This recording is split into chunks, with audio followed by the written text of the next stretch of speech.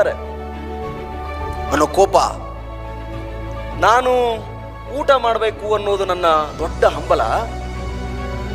ಹಂಬಲ.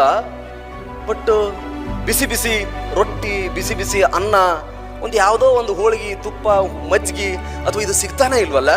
ಇವ್ರಿಗೆ ಯಾಕಿದೆ?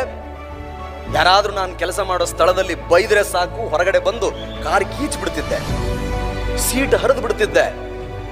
PUC ಪ್ರಥಮ ವರ್ಷದಲ್ಲಿ ಸ್ಟ್ಯಾಟಿಸ್ಟಿಕ್ಸ್ ಅಲ್ಲಿ 89 ಇದ್ದದನ್ನ 59 ಮಾಡಿ 30 ಅಂಕಗಳ ಕೆಳಗಡೆ ಬಂತು ಅಂತ ಹೇಳಿದ್ದಕ್ಕೆ ಇಡೀ ಕಾಲೇಜಿನ ಗ್ಲಾಸ್ಗಳನ್ನು ಒಡೆದು ಬಿಟ್ಟಿದ್ದೆ.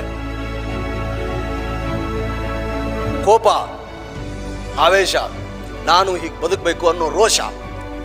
ಗುರೂಜಿ ಅವತ್ತು ಹೇಳಿದ ತಕ್ಷಣವೇ ಆವತ್ತಿಂದ ನನಗೆ ನಾನೇ ಪ್ರಪ್ರಥಮವಾಗಿ ಅವತ್ತು ಶ್ರಾದ್ದ ಮಾಡ್ಕೊಂಡೆ. ರವಿ, ಇದುವರೆಗೂ ಅರಿತೋ ಅರಿಯದೋ ನೀನು ಮಾಡಿದ ಎಲ್ಲ